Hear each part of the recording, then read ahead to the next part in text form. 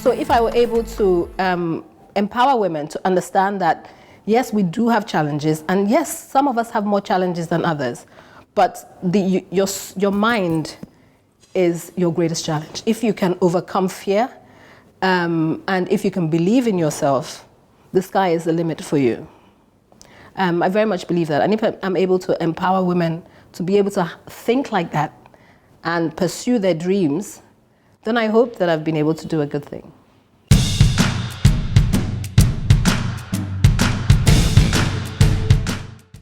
Nigerian businesswoman Reni Folawiyo is the founder of Alara, a concept store in the heart of Victoria Island, Lagos, that seeks to redefine luxury fashion for Nigerians. Meaning wondrous performer in Yoruba, Alara is rapidly becoming a fashion destination for Nigerians and Westerners alike. With its unique mix of fashion, art and design, Alara has been likened to famous concept stores all over the world. But for Folawiyo, this passion for excellence is just the very beginning. I was born in London. My parents were in school. My dad was studying to be a lawyer, and my mum was doing a degree in business administration. We came back to Nigeria when I was 3, and my dad was an academic. He was a lecturer at the University of Lagos in law, and so I was a campus baby. We moved from there to Ibadan, where my dad was a commissioner, and lived there for the next 10 years. So I grew up in quite an academic home, and a very expressive home. My mum was into the arts, and we moved around a lot within Nigeria, so I know a lot about Nigeria. When we were younger, my dad's job in Ibadan when he was commissioner took us to different parts of Western State. Finally came back to Lagos. My dad went back to Unilag. And so I'm a bit of a mixture of a child of an academic and a child of a creative. Right, and I mean, being a child of an academic and creative, how did that impact the choice of career that you chose to go into? Well, my dad was a lawyer. Okay. So that kind of impacted what I did because I am a lawyer. Right. I studied law and I did law school, and I worked for him for 10 years as a lawyer, commercial lawyer. How did you find that working with your dad so close? My dad's great. My dad was great. Okay. He is a liberal, liberal-minded man, very religious, but also very liberal. So it was fun to work with him, and I learned a lot. I learned a lot about life, a lot about law, and a lot about, relationships with people. Mm-hmm. But I had a thirst for doing something creative. And so I transitioned from being a lawyer to being a creative person. Right. So creative person just means I kind of wanted to be involved in the arts, mm-hmm. One way or the other. And that's how my career as a creative person, or I don't know what to call myself now, started. They say a picture is worth 1,000 words, and for a luxury retailer, it can sell millions in merchandise. That's why Alara had to look the part. The planning process was meticulous, and Folawiyo enlisted the help of world-class visionaries to create a platform for not only the international super brands, but also to celebrate the success of homegrown brands in Nigeria and the continent. Do you find that, was there ever a time that you wanted to maybe be an artist yourself or create sculptures or anything in that shape or form, or was it really just to create a platform for artists? Well, I don't know. I think it's a bit of a jumble. It's a bit jumbled. My sort of journey was a bit jumbled. As I said, I transitioned from being a lawyer. Mm-hmm. I had a lot of friends who were artists. Mm-hmm. So what we started with was having a group of us have something of a studio at the weekends in my house. So we had young sculptors, young painters, young designers, anybody that could make things. Right. So we had a platform, we had a studio in my house. We'd create things, and we did that for a while. We'll create, then we'll have an exhibition, and then create and have an exhibition. So the creative process for me at the time, having been trained in creating anything, I kind of liked the idea of other people sort of following my own direction. Mm-hmm. After I did that, I then decided that I felt very strongly about fashion, and I sort of started a fashion design label. Yes. Right. And I did that for a few years. From then, I moved to production of furniture. Right. Yeah, so it's weird. There's a lot going on. Yeah, I think ever since I had the group where we sort of had the studio, I had a little bit of knowledge of everything. And when we started creating all these things, people used to ask, oh, you've created this beautiful sculpture. So what we'll do is that we will work with the sculptures, we'll create objects that you can use at home. We'll make it out of like a solid log of wood. We'll just create with anything, just create something that you could use at home.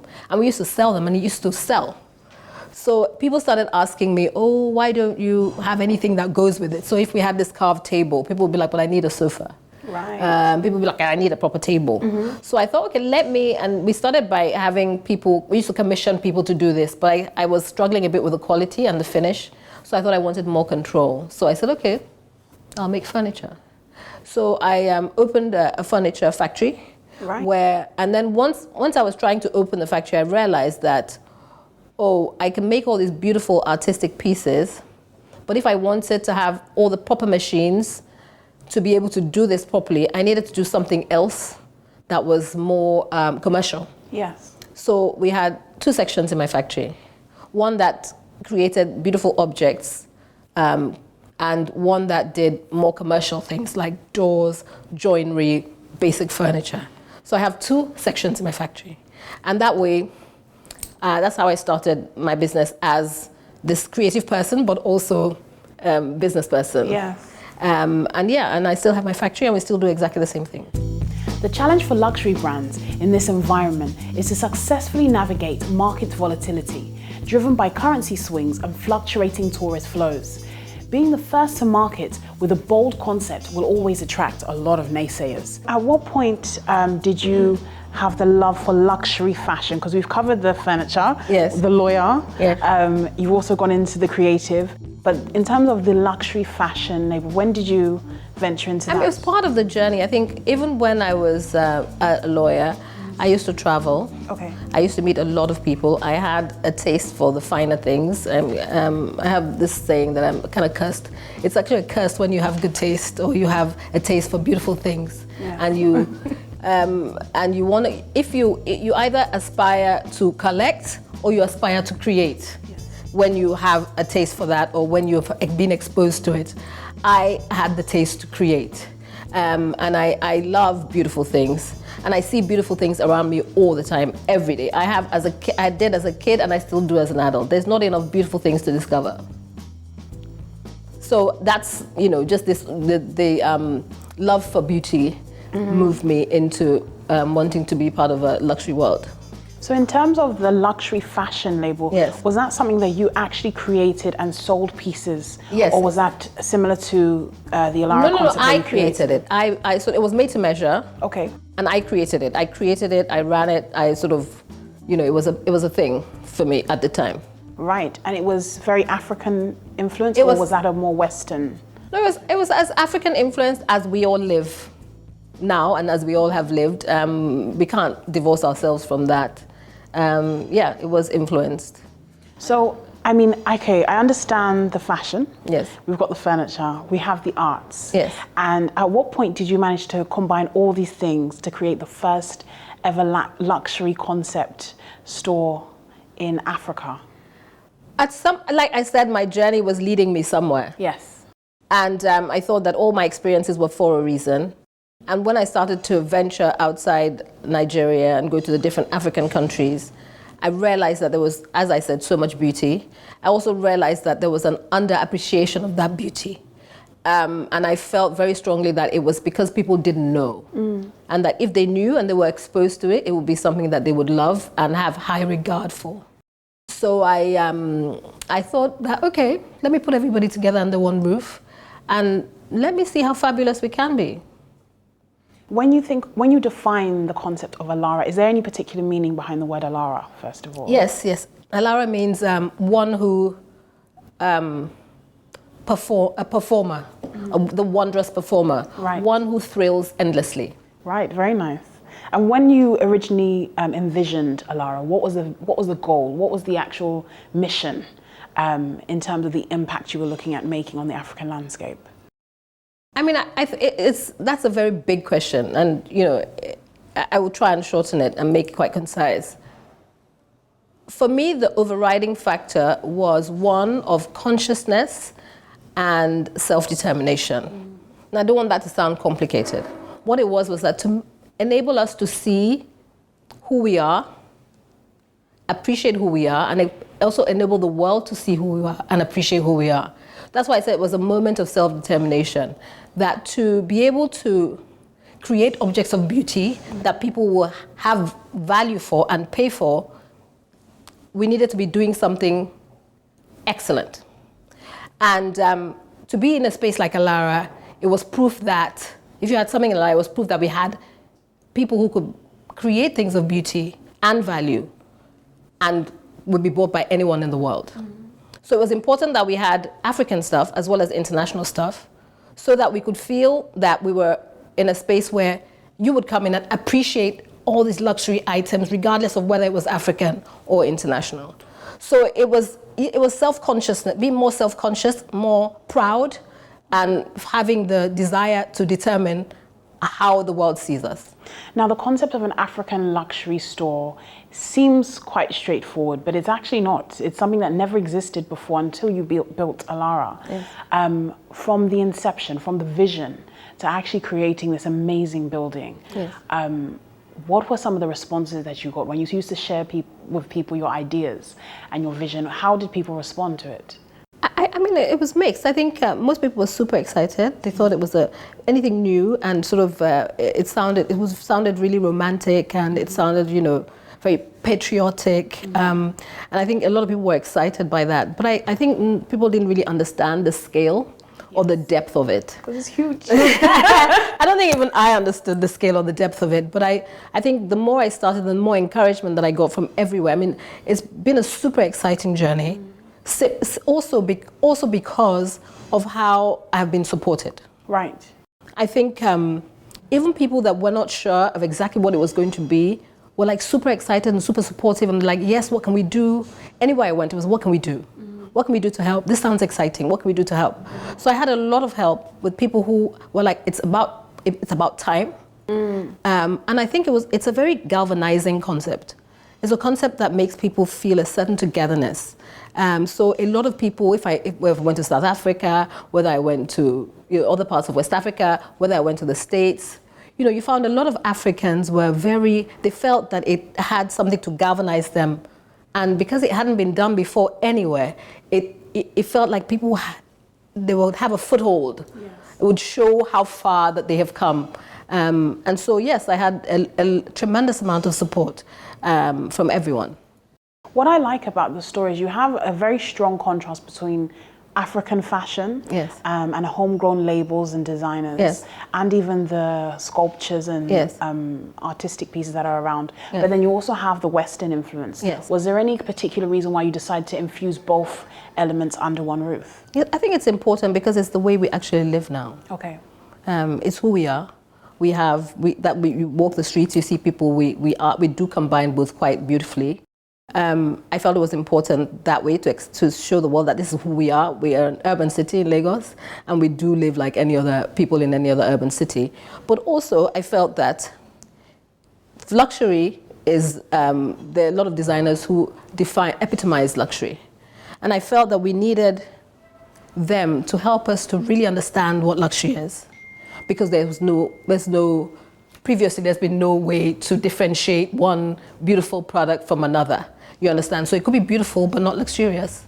And I thought that if we had something that would guide people, so if we have Valentino in the store, and you have budding designers that wanted to be great and do luxury stuff, and they see Valentino, they know what to measure, actually physically know what to measure their growth and their aspirations with. So it was important for us to have both.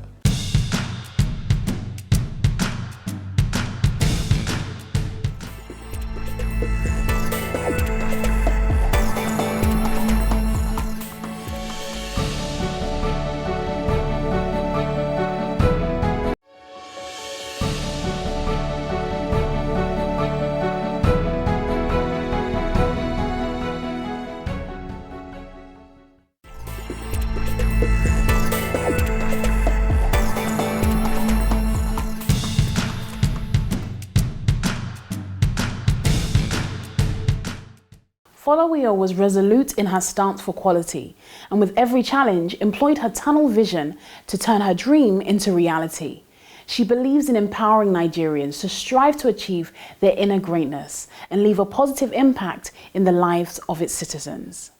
What would you say was your personal challenge in this whole design? I know you said you had a lot of people supporting you. A lot of people will see this and think, oh, it was that easy. She just got it. Everyone came together. And in reality, what was the struggles? What was the difficulty that you faced when you did create this? I mean, I think I was super ambitious. I think I was my greatest problem. Okay. In the sense that I have a huge vision, huge passion, and huge ambition. And it's often very difficult to find people around you that have the same level of that. So I always seemed a bit extra to everyone. I wanted to do this, and I knew it was possible. So galvanizing people to be on the same sort of level of enthusiasm and ability was a little bit challenging. But I saw it all, I could see it. Just also transferring that to people and having personnel to help me to galvanize my ambition and my vision was a little bit of a challenge.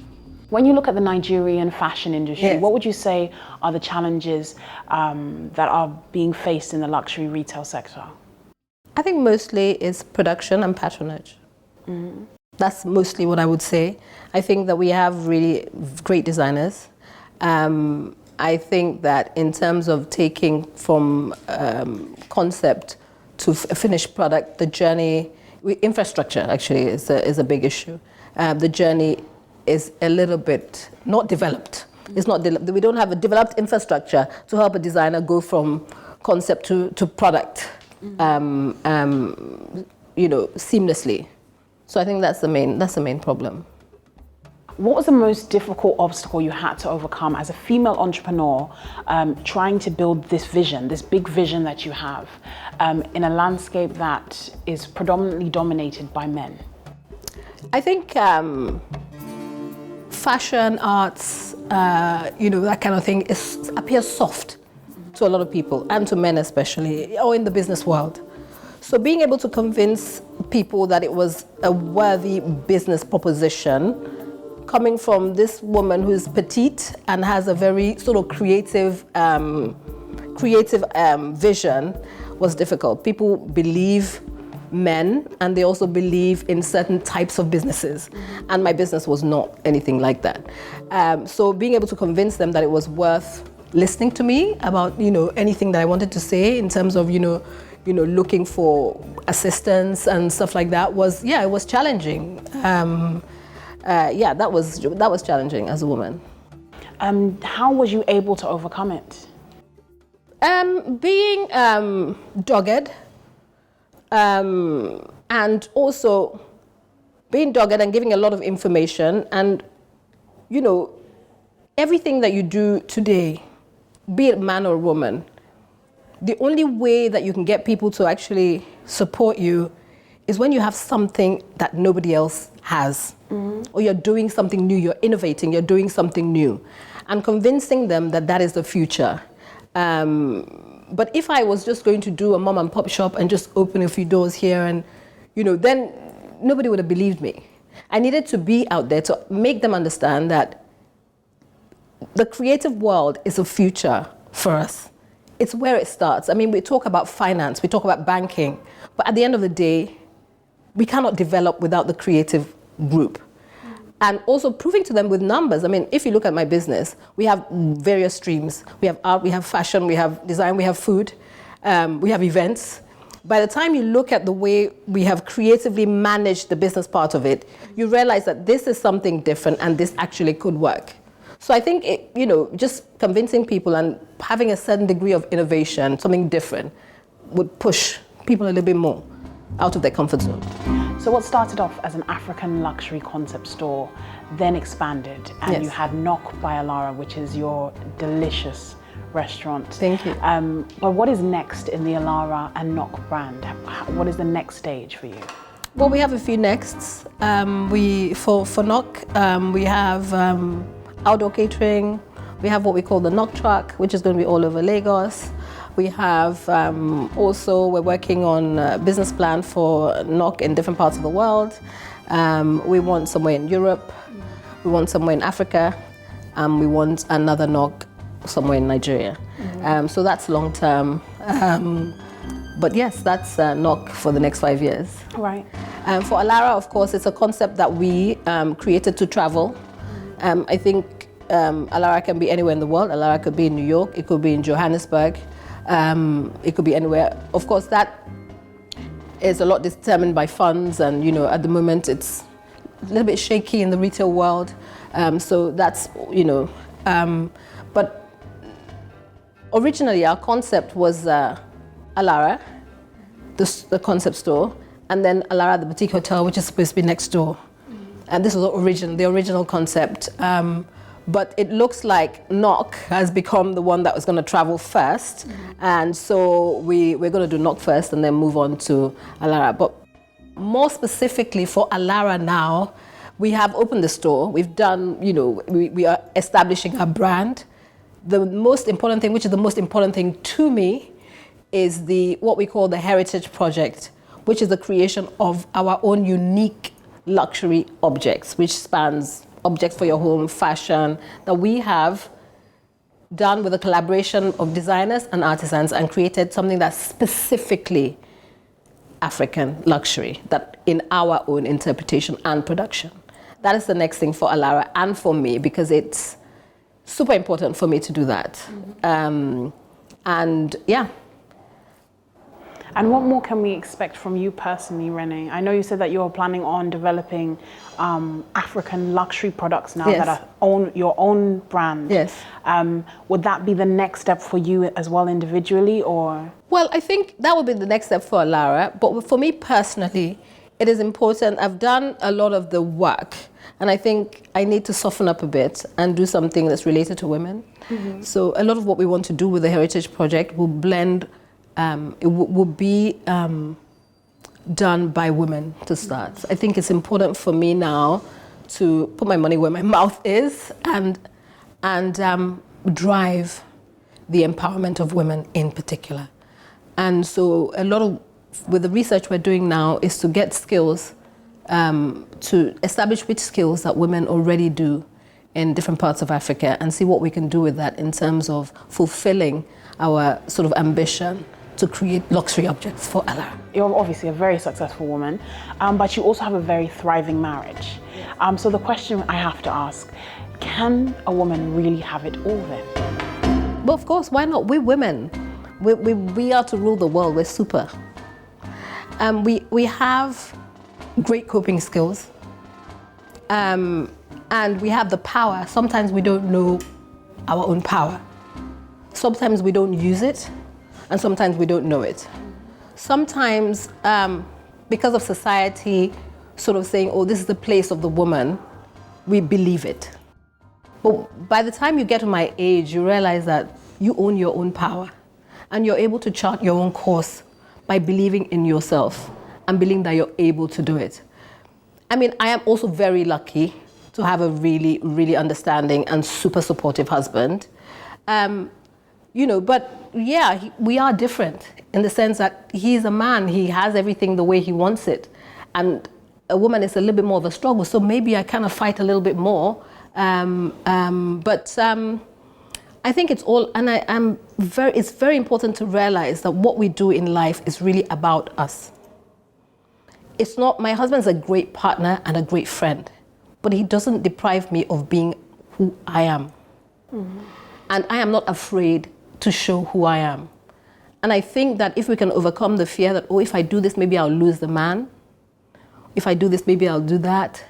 The point is that if you're going to lose a man for being yourself, then he was never yours. And I think that it's important to see that we come to this world for ourselves and to find someone who loves us for who we are and will support us and enable us to thrive. If that becomes too difficult, then maybe the relationship is not for us. I think that's what I think. But I feel very lucky to be able to do what I do every day, to have a loving marriage, to be able to leave and go back to, I believe I'm very lucky. I believe I'm very lucky to be able to do this at all. Literally, to be able to wake up one day and say, this is what I want to do, and be able to go 1 to 10 and have done it. Like every day, literally. And, looking at Alara and, I feel very lucky and very blessed. But I think that I hope this can enable women believe in themselves. And, even if people say, oh, maybe we don't know what she's doing, if you're determined and you're hardworking, you can rule the world. We can rule the world. Adversity is inevitable, but difficulties or misfortunes don't have to keep you from achieving your intended goals and finding that happiness you seek in business and life. It's how you overcome these adversities that make all the difference. And that is what the story of Reni Folawiyo and Alara teaches us. No matter what life throws at you, you have the ability to achieve and rise against the odds. I get up every morning knowing I'm going to have a challenge, but also knowing that I am well placed to deal with it in my mind.